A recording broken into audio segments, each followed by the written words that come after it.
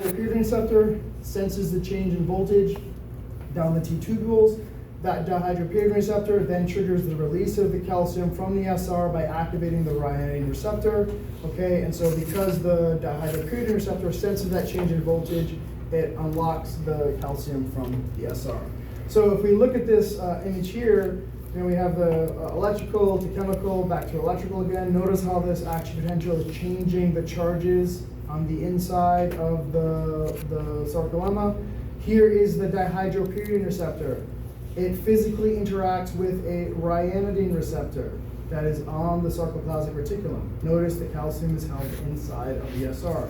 But you see how there's this physical connection there, right? It's kind of like, on some houses you have like the front door, but you might also have like a screen door as well. And there's like that really stretchy, springy thing that opens. It's kind of like that, right? Like you got to open the door, and that spring actually stretches as the door opens, and then it actually slams it back shut again when you go to close the door. And if you look at the actual physical structure, when there's no change in voltage here, when there's no action potential being sent, you can see that the conformation is actually keeping the ryanodine receptor closed. But when the voltage changes, because the action potential sent, notice how it physically changes the conformation of that connector, and that forces the ryanodine receptor to open, thereby letting calcium out into the cytoplasm. Right? Once calcium's out in the cytoplasm, now we can have muscle contraction. Okay? Right, so that is one step deeper from 346. Now the other concept is, okay, when we undergo muscle contraction, we are using ATP to do contraction, right? But we also have to use ATP to actually get that calcium back into the SR, right? The calcium doesn't want to be out. The calcium doesn't want to go back into the SR. So you have to have something called like the circuits that actively use ATP to pump the calcium back into the SR. So we can see here that when we relax, there's no action potential being sent. That ryanodine receptor closes because the dihydropyridine receptor says there's no voltage difference anymore, so it closes the ryanodine receptor. Now calcium will not leave anymore. But if we're relaxing, we've got to get the calcium back into the SR, right? So how does it do it? We have to use the sarcoplasmic reticulum ATPases, and use ATP to physically pump the calcium back into the SR. Okay? So during contraction, we have this action potential sent down to the T tubule, sensed by the dihydropyridine receptor. The ryanodine receptor, calcium leaves, muscle contraction. During relaxation, we use the ATP at the circa to physically pump that calcium back into the SR. Now, inside of the SR, there's a protein called calsequestrin. Okay? Does anybody know what the meaning of to sequester something? Bring it over here. You bring it over to gather, to collect, to sequester, to kind of keep contained. Okay, so if we look at that word calsequestrin, it's this protein that sequesters or holds or collects or contains calcium. And if we look on this molecule here, notice how it has these kind of divots or pockets. Okay, that is where calcium actually sits in. Calcium actually rests in those pockets on that protein. The benefit, though, is that calcium only binds to calsequestrin very lightly, okay? A lot of times in physiology, we're like, oh, if this molecule binds to this molecule, it's going to be a stronger reaction. It's going to be a more effective reaction, right? Like we talked about enzyme kinetics. This enzyme can bind a little bit, but maybe it doesn't fit totally right, and nothing happens, right? If it binds exactly correct, catalyze the reaction, happens much faster. In this case, though, calcium does not bind to calsequestrin very tightly.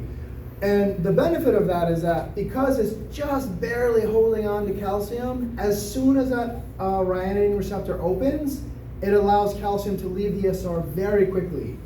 Imagine if calcium was binding the calsequestrin extremely tightly. Well, then it might take longer for it to exit the SR because there might be some additional energy or mechanics required to get the calcium not strongly bound and get out into the cell, right? But because it's only lightly bound, as soon as that voltage changes because of the action potential, the floodgates open, calcium's released, contraction happens immediately, right? And then when we relax, okay, we actually have to pump that calcium back into the cell. Now, why are we using a pump? Well, because the SR holds a lot of calcium, right? During relaxation, right? During contraction, we have calcium out into the sarcoplasm, right? But as we go back into relaxation, we have to pump those calciums back into the SR. At some point, the concentration of calcium inside the SR is going to be greater than the concentration in the cytoplasm, correct? But we can't have calcium in the cytoplasm during relaxation, so we have to use a pump to make sure we get all that calcium back into the SR. We're literally, the SR is already stuffed with calcium, but we gotta stuff even more in there. So we're gonna use ATP with this circuit to make sure it stays in there. Because if we have calcium just free floating in the cell at relaxation, it could cause, actin-myosin binding, right? Tropomyosin move over, contract rate, potentially, right? But our muscles work very efficiently to make sure that doesn't happen. Now, why am I bringing this up? Because if we see the ryanine receptor here, the ryanine receptor only opens when there's a change in the voltage that comes from the dihydropyridine receptor. One of the mechanisms that's been associated with fatigue is that the ryanine receptor actually suggests that it might actually even leak calcium, right? So that door is supposed to hold, that receptor is supposed to hold that spot, the SR, closed tightly. But under fatigue, whether it's muscle damage or neurological fatigue or what have you, it would suggest that the ryanine receptor becomes looser, so that actually allows calcium to leak out of the SR when it's not supposed to. Okay, and that actually might create some discrepancies between excitation, contraction, coupling, right? Calcium's only supposed to be in the SR when you're actively contracting. But if you're going through contraction relaxation cycles, if you're pumping calcium back into the SR during relaxation, but it's leaking out again because the SR is, the ryanine receptor is leaky from fatigue, then it's actually making this disconnect between force production and the energy that's used to maintain exercise performance, right? So it's not the primary factor resulting in fatigue. Obviously, fatigue is multifactorial. You run out of substrates. There's the motor neurons become fatigued. The muscle becomes damaged. Sarcomeres tear, right? So all of those things result in force going down. There's acidity, temperature, all the other stuff. But calcium leakage from the ryanine receptor appears to might be part of that equation too. Not a primary part, but potentially part of it. Yes, Mark. 2 questions.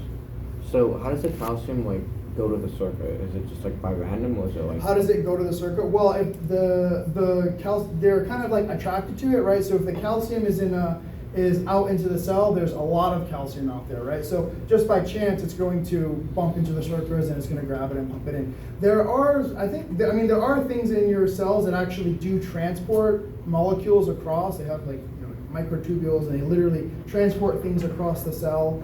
But in this case, I'm pretty sure because the affinity for the SR is very high, because there's a high concentration of calcium on the outside and a very low concentration of calcium on the inside of the SR. In that case, they want to actually go back into the SR because it's high to low. But at some point, that saturates, and then we have to use more energy to actually get it back into the SR. So how does it actually get back in there? It's kind of just grabbing it, right? It's swooping it into the SR just as is, and then there might be some other mechanisms that cause it to actually transport it, but it kind of depends.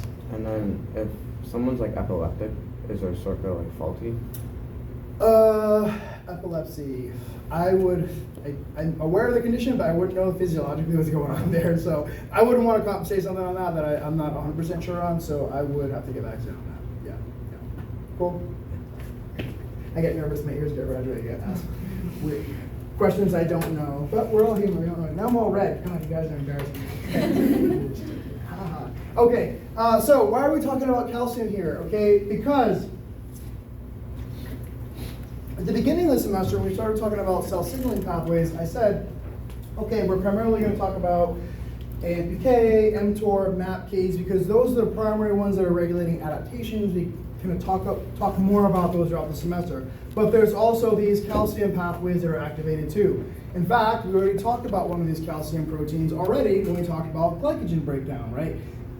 Glycogen is under dual control of epinephrine, epinephrine and calmodulin, right? So calcium signaling, the release of calcium into the cell from an action potential, from contraction, turns on calmodulin, which then assists in activating glycogen phosphorylase. That also happens with epinephrine as well. So we're already familiar with this calcium-sensitive signaling protein called calmodulin that's turned on when calcium's in the cell. So we talk about it from an energetic or a substrate standpoint, but now we're going to talk about it in terms of how it regulates adaptations. Because when we have muscle contraction occurring, we have the release of calcium in the cell, and so as long as there's more contractions going on, there's going to be a longer duration of calcium present. So if we think about this, if we're going to go for a 50-minute run, right? If let's say I'm running, okay? This leg, right, is going up, and then it's going to have a concentric action, right? So this action here, the downstroke, right, the pushing and the drive, that is a concentric movement, right? So as long as I'm concentrically doing that action, there's an action potential, calcium's released, right? When I then push off, now it becomes eccentric, right? Calcium goes back into the cell. I go for another go around, calcium comes out. So if I'm going for a 50-minute run, that means this leg has actively contracted for 25 minutes continuously, and this one is also 25 minutes, if alternating legs, because that's how we do it around here. So if we compare that, we say, okay, this leg has had calcium present persistently for 25 minutes, and so did this leg. What about something like resistance exercise, right? If you do 10 squats for a set, right? You might only do, let's say we're going to do a squat workout, we're doing 5 sets of 10 reps, okay? About how long would it take to do 10 reps on a squat? Maybe at like 70% of your max. Like, there's no right or wrong answer, but like vaguely, what do you think? How many seconds might that take? About a minute. I did 10 reps with squat. Maybe 30, 45 seconds, right? So if we think about that, we're going to do for one set for a squat, again, we're activating legs, one set's around 45 seconds. So that means that, 2 sets might be around, a minute and a half, right? Maybe 3, 4. So we're talking at most the legs in the VL, the maximum duration of calcium present in the cell during contraction is only going to be maybe 3 to 5 minutes. And that was for an entire squat workout, right?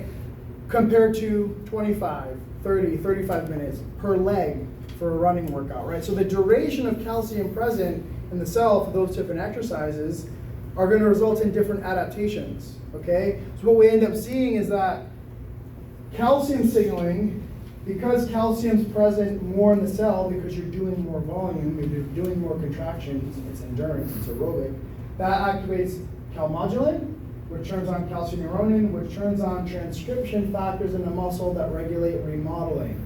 And what do we mean about remodeling? It will actually turn on calcium proteins and transcription factors that convert fiber type to become more oxidative. So not only does that mean the fiber type will become more myosin heavy chain type 1, that's like the myosin heavy chain fiber type, it also increases transcription factors like PGC1 alpha that make more mitochondria, that make more oxidative enzymes, that produce more capillaries. All of those things make the fiber more oxidative independent of the actual myosin heavy chain. If we would go back to, we'll cover fiber types in the next class, but if we think about the fiber type, right, there's 2 ways we can fiber type a muscle. We can do a biopsy, and then we can do a cross-section of it, right, look at all the different fibers. You can fiber type it based on the ATPase enzyme, right? You change the pH, and then it'll stay in this color, that color, this color for a type 1 or 2A or 2X. So the ATPase on the head of the myosin molecule is different between the different fiber types.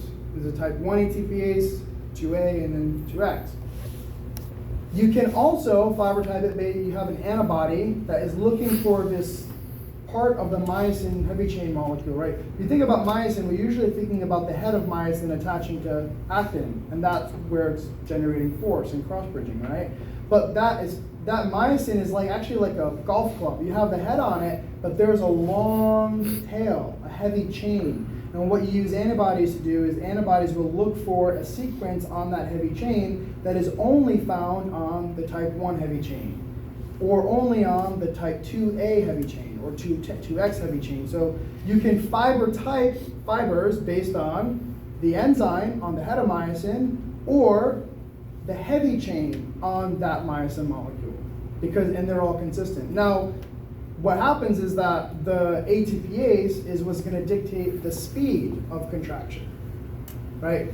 Because that's what's hydrolyzing ATP. But keep in mind, the myosin heavy chain or the ATPase, that's just relevant to the myosin molecule. That's not talking about oxidative enzymes in that fiber. It's not telling you about how many mitochondria are in that fiber. It's just the speed of contraction.